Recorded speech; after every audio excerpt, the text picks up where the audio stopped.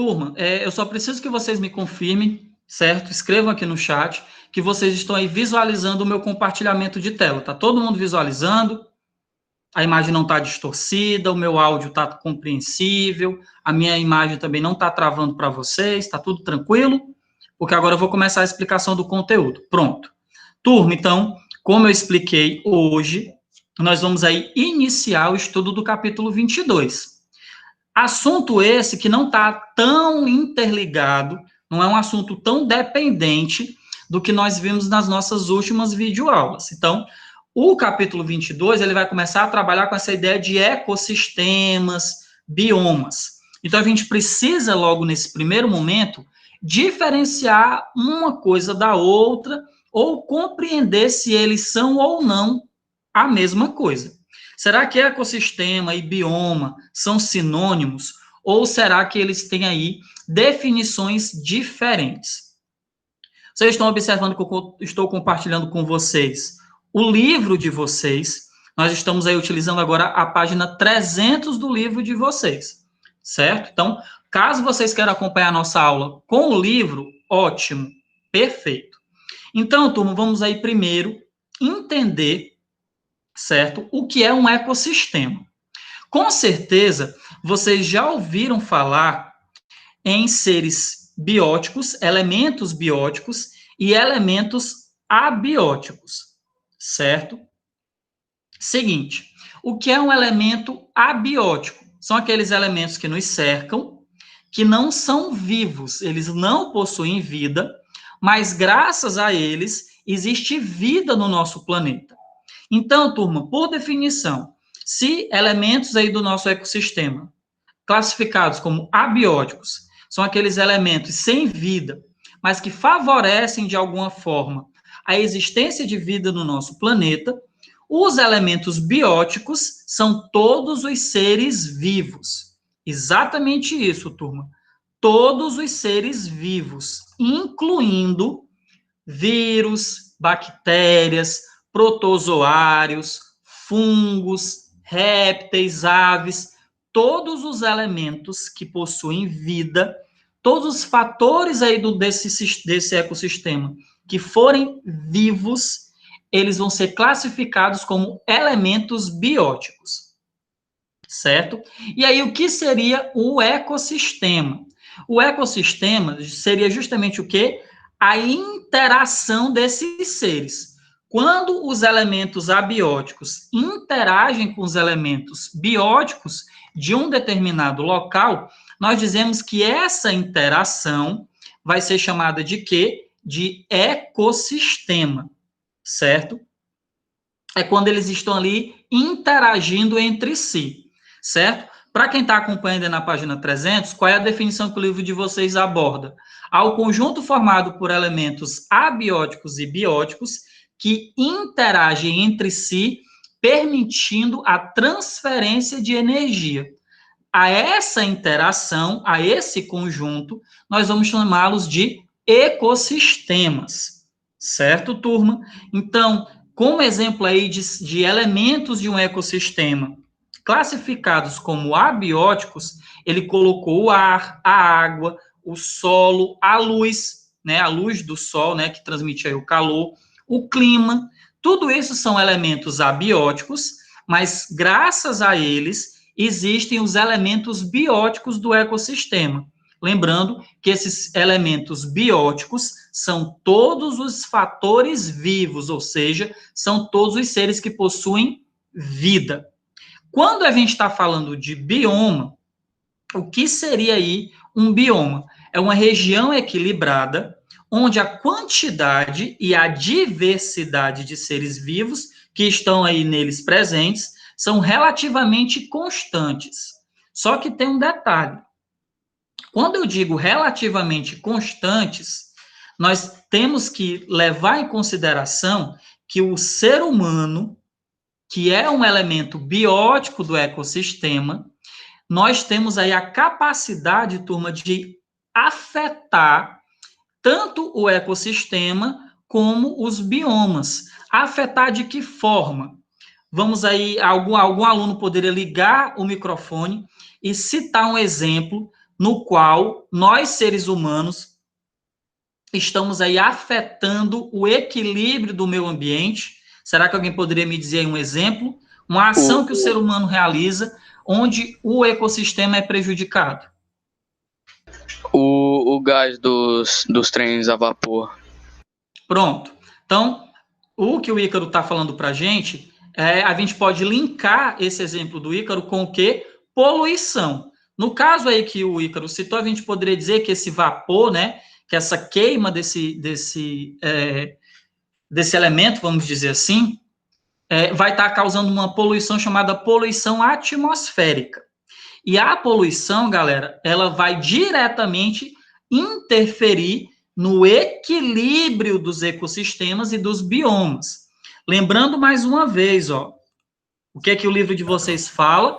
Bioma é uma região equilibrada onde a quantidade e a diversidade de seres vivos que estão neles presentes são relativamente constantes. Aí ele continua, a não ser que sofram a ação de desastres como terremotos e erupções vulcânicas. É muito frequente a confusão feita entre o conceito de ecossistema e o conceito de bioma. Os biomas também podem ser classificados como aquáticos, que a gente vai falar um pouquinho sobre eles na aula de hoje, e terrestres. Turma, um fator muito importante, né? Ecossistema e bioma não são sinônimos. É comum a gente acabar confundindo uma coisa com a outra, mas eles não representam a mesma ideia. Vamos recapitular. Quando a gente fala de ecossistema, a gente está falando aí da interação entre os elementos bióticos e abióticos, onde nessa interação ocorre transferência de energia, certo? Quando a gente está falando de bioma, é como se a gente estivesse falando de um local específico, certo? E nesse local, como o livro de vocês bem aborda, essa região, ela vai estar em equilíbrio. Quando a gente fala equilíbrio, a gente está falando de equilíbrio em relação a que sentido? A quantidade e a diversidade de seres que estão presentes nessa região, nesse local. Então, para vocês entenderem bem, quando a gente fala de bioma, eu estou falando de uma região, de um local específico. A minha casa, por exemplo, seria um exemplo de bioma. A minha relação, a minha interação, o que eu faço dentro da minha casa é o que a gente chamaria de ecossistema, certo? Eu interagir com a minha esposa, eu interagir com a minha filha, com os animais domésticos que eu tenho 3 gatos. Então, essa interação, né, com o local onde eu moro, é que nós chamamos de ecossistema. Bioma a gente vai estar falando mais de uma determinada região, de um local físico, de um local específico. Ecossistema é a interação dos seres abióticos e bióticos que estão presentes nesse local. Deu para compreender a diferença? Deu para perceber que ecossistema e bioma não são semelhantes? Pronto. E aí, turma, de acordo com o assunto abordado pelo livro, pronto, mas a gente vai conseguindo aí tirar a dúvida, certo? Ícaro, no decorrer das aulas, esse mais ou menos aí vai virar 100%, certo?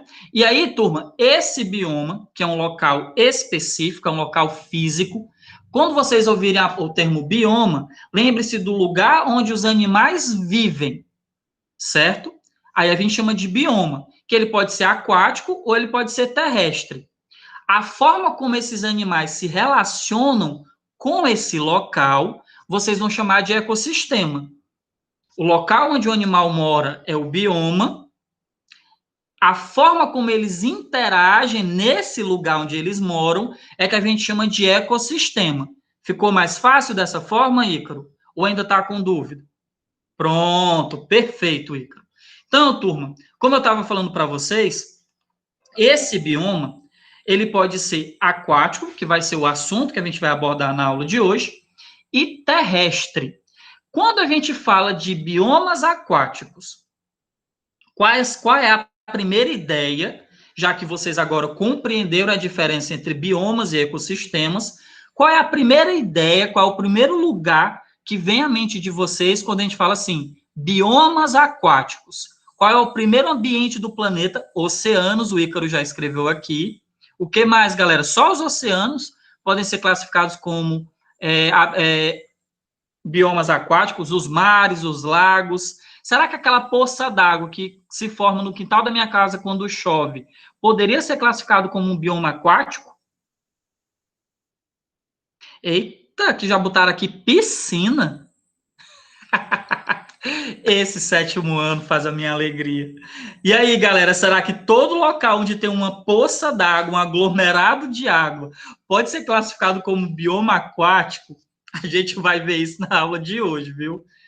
Vamos aí observar se a piscina, se a poça d'água que se forma no quintal da minha casa quando chove, se esses locais podem ser classificados como biomas aquáticos. Então, lembrando, para quem está acompanhando aí a nossa aula com o recurso do livro, nós agora vamos aí para a página 301.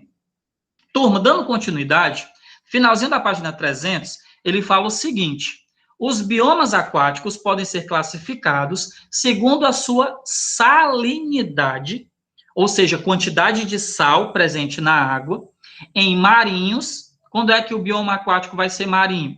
Quando a quantidade de sal for muito grande. E aí nós podemos citar como exemplos os mares e os oceanos. Ou quando a salinidade é bem pequena, quase não há presença de sal na água, que aí é o caso dos ambientes de água doce. Quais seriam os biomas aquáticos, mediante a sua salinidade, classificado como ambiente de água doce? Seriam os lagos. Vamos continuar aqui compartilhando. As lagoas e os rios. Mas nós também podemos classificá-los em relação ao movimento da água. E aí, em relação ao movimento que as águas realizam, nós podemos classificar esse bioma como lênticas, que são os lagos e as lagoas, ou lóticas, que seriam aí os rios. Falando mais um pouco aí sobre o ambiente aquático marinho, olha só que interessante. Antes da gente continuar aí a abordagem da leitura do livro, deixa eu comentar um pouquinho aí. Quando a gente fala de bioma aquático, querendo ou não, o foco principal aí vai ser a água. O nosso planeta, apesar de receber o nome de planeta Terra, nós sabemos aí que 70% do nosso planeta, ele vai ser formado aí basicamente por água. Ah, professor, então por que o planeta Terra não se chama planeta Água? Aí, gente, a gente voltaria ali para séculos de história. Apesar da nomenclatura do nosso planeta, a maior parte dele é aquático. São formados aí por biomas aquáticos, que nós já vimos que podem ser rios, mares, lagoas, oceanos e tudo mais. Só que a gente tem que tomar cuidado que, por mais que a maior parte do nosso planeta seja formado por água, pouquíssimo desse percentual é água potável, né? Porque nós sabemos que as águas dos biomas marinhos, né, que é aquele ambiente onde a salinidade da água é muito elevada, não é uma água potável. A gente não pode consumir aquele tipo de água porque vai fazer mal ao nosso organismo, certo? Então, essa água, ela tem que ser tratada com muito cuidado, a gente tem que tomar muito cuidado com esses ambientes aquáticos. Então, olha só, turma, dando continuidade aí ao livro, ele fala o seguinte: os mares e oceanos ocupam aproximadamente 70%, como eu já falei, da superfície do nosso planeta, onde os organismos vivos podem formar comunidades e serem encontrados distribuídos sobre várias condições. Em relação à profundidade desse ambiente aquático, dos ambientes marinhos, ele pode ser dividido em zonas. E aí, eu gostaria da participação de vocês nesse momento. Eu queria que um aluno lesse para a gente zona litorânea, outro lesse zona nerítica, outro lê-se zona oceânica, e um outro aí lê-se zona abissal. Calma aí, um por Só vez. escolhendo pra mim, tio. Gabriel, já que você ligou seu microfone, já começa aí com a leitura, por favor. É a zona nerítica, é, tio? Não, a primeira zona aí, filhote. Tu não tá fazendo acompanhamento com o livro, não? Não, é porque eu tô sem um livro, meu livro não tá aqui, não. Ah, tu vai ler pelo compartilhamento de tela, é? É, eu vou ler pela apresentação. Pronto, então deixa eu te dizer aqui qual vai ser a zona que você vai ler. Você vai ler a zona litorânea, que é a primeira. Tá dando para você enxergar direitinho? Deixa eu voltar aqui. Não, pra mim tá aparecendo a zona... Pronto, ó. Zona litorânea. Tá aí. Essa é a zona litorânea entre os mares, né? Isso. Zona litorânea entre os mares. Faixa que se entende entre os limites das marés, alta e baixa, ficando em momentos emersa e em outros imersa. Recebe boa iluminação e oxigenação, apresentando grande biodiversidade. Ótimo. Outro aluno, para ler aí a próxima zona. Vamos, turma. Eu.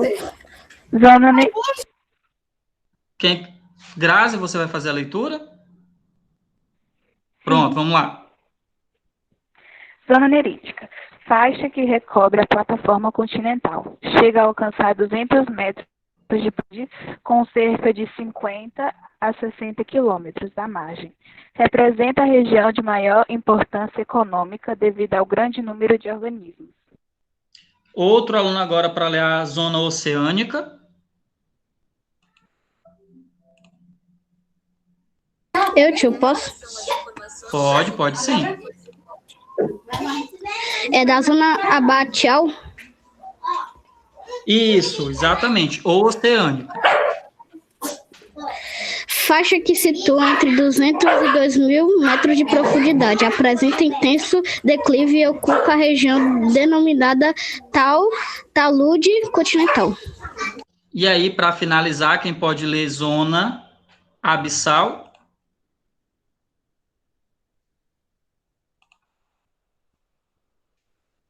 De preferência, um aluno que ainda não tenha lido. Não precisa ter vergonha, não, gente. Está todo mundo com a câmera desligada. Então, ninguém está vendo ninguém. Só eu que estou aqui com a minha ligada. Vamos lá. Vamos lá, Ícaro. Zona abissal. Faixa do ambiente marinho que se localiza entre 2.000 metros de profundidade e o substrato oceânico, fundo do mar.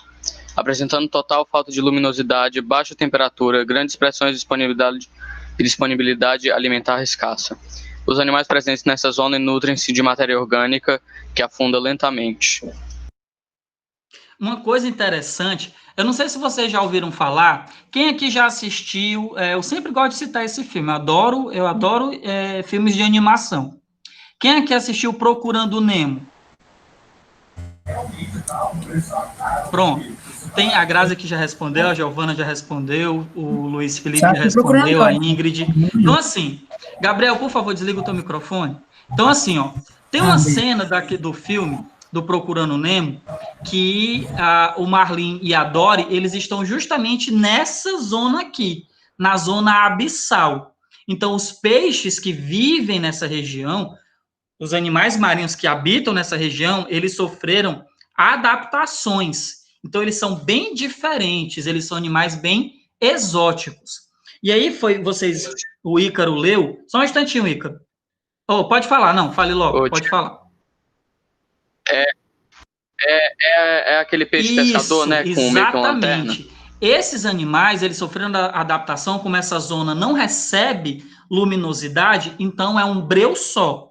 É muito escura essa região. Então, os animais, como eles se adaptaram, alguns têm células, como é que eu posso dizer? É como se elas fossem fotossintetizantes, não é fotossintetizantes, não é esse o nome.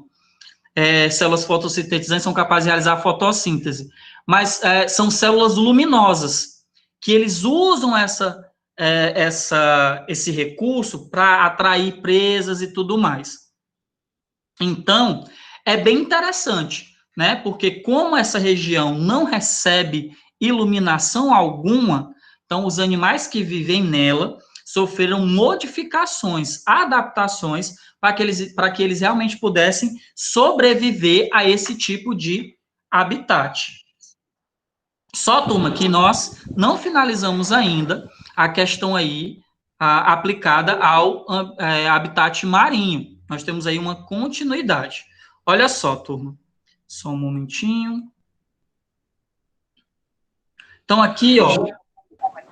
Jean, pode, Robson, pode falar sim. É que, como lá não existe luz, né? A maioria não tem como realizar a fotossíntese. Isso, por isso que o nome da célula então, não é aquela que eu ia falar, não é fotossintetizante. São células como se fossem fosforescentes. São células que se iluminam. Então, a maioria dos peixes lá são carnívoros. Uhum. O Ícaro, ele leu aí justamente a forma como eles se alimentam, né? Eles se alimentam de quê mesmo, hein, Ícaro, de acordo com a tua leitura?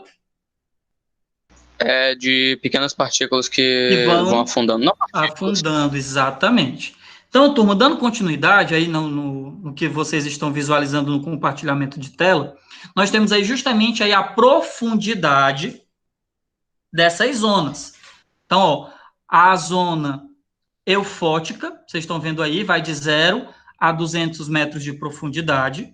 Nós temos aí a zona disfótica, que vai de 200 metros a 300 metros de profundidade. Então, vocês conseguem perceber aí quais são os animais que vão habitando em cada zona.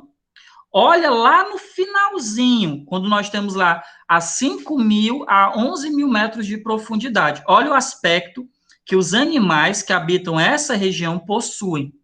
Né? Então, são aí aspectos bem diferentes, né? Mas esse aspecto diferenciado é justamente como eu expliquei para vocês. Eles sofreram adaptação para que eles conseguissem estar nesse habitat. Já que não tem... pode falar. Aquela dali é a Fossa das Marianas, ou é impressão minha? Não sei te dizer se realmente seria. Parece, mas eu não vou te dar 100% de certeza. Então, turma, ó, continuando. Assim como a profundidade é um fator limitante para a distribuição dos seres em relação ao ambiente, a luminosidade também é. Essa luminosidade ela vai ser determinante no modo de vida, como eu falei para vocês, de cada ser. De acordo com a intensidade da incidência luminosa sobre o ambiente marinho, aí sim nós podemos classificar em 3 regiões. A eufótica, como a gente estava vendo lá anteriormente, a disfótica e a afótica. Ícaro, por favor, lê para mim aí essa última zonazinha aqui apenas, ó, a zona afótica. Zona afótica, região de total ausência luminosa. Os organismos heterotróficos que aí se encontram são dependentes do oxigênio dissolvido na água, bem como da matéria orgânica que precipita nas zonas superiores. Então, a gente está vendo aí que nessa zona, na afótica, que é justamente essa regiãozinha aqui, ó, não há luminosidade alguma, ausência total. Então, os organismos... E o que são organismos heterotróficos mesmos, hein? Alguém saberia me dar a definição desse tipo de organismo? Que se alimentam de outros organismos, pelo que eu lembro. Isso, Ícaro. São aqueles seres incapazes de produzir o seu próprio alimento. Então, nessa zona aí, esse tipo de animal, ele é completamente dependente do oxigênio que está dissolvido na água, bem como da matéria orgânica que precipita das zonas superiores. É como se a matéria orgânica fosse ali se decompondo e fosse ali indo para o fundo do oceano. E os animais que vivem nessa região se alimentam dessa forma.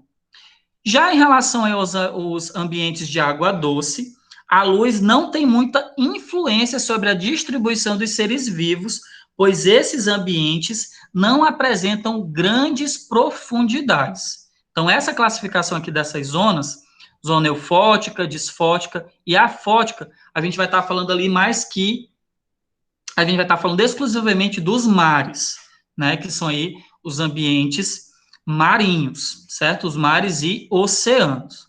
Então, em relação aí aos rios, lagoas, A luminosidade, ela não tem essa influência toda. E aí, turma, de acordo com a forma de deslocamento no ambiente aquático, que nós vimos que existem essas duas formas de classificá-lo, em relação à salinidade da água e em relação ao deslocamento da água. Em relação a esse deslocamento, os seres vivos marinhos podem ser distribuídos em 3 comunidades distintas: planctônicas, nectônicas e bentônicas. E aí, esse assunto, a gente vai trabalhar com mais propriedade, já como eu disse desde o início da nossa aula, na sexta-feira, certo? Turma, uma pergunta. Todo mundo já teve acesso ao TD que eu disponibilizei no site da escola, ou a grande maioria dos alunos que estão aqui comigo vão buscá-lo impresso no colégio? Eu imprimi mesmo. Pronto. E aí eu quero combinar uma coisa com vocês. Pronto, Grazi e Ícaro. Para os alunos que já estão com esse TD, eu não quero que vocês respondam esse TD hoje, certo? Afinal de contas, o assunto dele não foi totalmente finalizado na aula de hoje, certo? A gente vai continuar falando sobre o capítulo 22 na nossa aula de sexta-feira. E aí, na aula de sexta-feira, a gente finaliza a abordagem do habitat marinho, certo? Dos biomas marinhos. Então, vamos fazer um acordo? Deixem para responder o TD de número 17 na sexta-feira, certo? Porque eu quero até comentar com vocês algumas questões que estão presentes no nosso TD, certo? Então, assim, quem já fez, não tem problema, certo? Os que não fizeram, não tem problema também nenhum, porque o assunto não foi finalizado na videoaula de hoje. A gente vai finalizar biomas marinhos na nossa aula de sexta-feira, que vai acontecer no mesmo horário, 2h15 da tarde, tá certo? Ficamos combinados dessa forma, turma? Todo mundo aí concorda comigo? Todo mundo vai... Quem já respondeu não tem problema, é bom que já revisa, caso tenha errado alguma questão, já conserta o erro, tá bom? E aí, na aula de sexta-feira, eu já gostaria que todos vocês estivessem com esse TD, né? Eu sei que alguns alunos não têm a disponibilidade de uma impressora em casa e buscam esse TD na escola, mas eu acredito que até sexta-feira todos vocês já estejam aí com esse TD em mãos. Ah, professor, não tenho como ir buscar na escola porque eu moro muito longe e eu nem tenho impressora em casa. Mas você consegue baixar esse TD ou no seu celular ou no seu computador. E aí você pode copiar esse TD. E aí você pode tirar foto dessas questões copiadas e respondidas e me mandar pelo Google Classroom, se for esse o caso. Se for esse o problema de vocês, né, porque mora longe, não tem impressora em casa, vocês podem baixar, copiar do caderno, responder, tira a foto e me manda lá pelo Google Classroom, que eu também vou aceitar o TD da mesma forma que o TD impresso, tá certo? A gente pode combinar dessa forma também, para que vocês não saiam prejudicados, tá? Então, turma, caso vocês, eu sei que a grande maioria é bem curiosa, caso vocês já queiram dar continuidade aí no assunto relacionado aos biomas marinhos, podem fazer a leitura do livro, não tem problema nenhum. Eu até aconselho-vos a fazer isso, porque quando for na próxima aula, vocês já conseguem dialogar mais comigo sobre o assunto restante que ainda não foi finalizado, tá certo? Então, turma, agradeço demais a participação da aula de vocês na aula de hoje. Sexta-feira, no mesmo horário, às 14h15, nós teremos aí novamente o nosso encontro ao vivo. Quero a participação de todos vocês novamente aí na nossa videoaula da próxima sexta, tá? Para os que não podem estar participando das nossas aulas ao vivo, lembrem-se, vocês podem até comentar isso com os colegas de vocês aí, essa aula é gravada e eu vou disponibilizar lá no canal da escola, tá certo?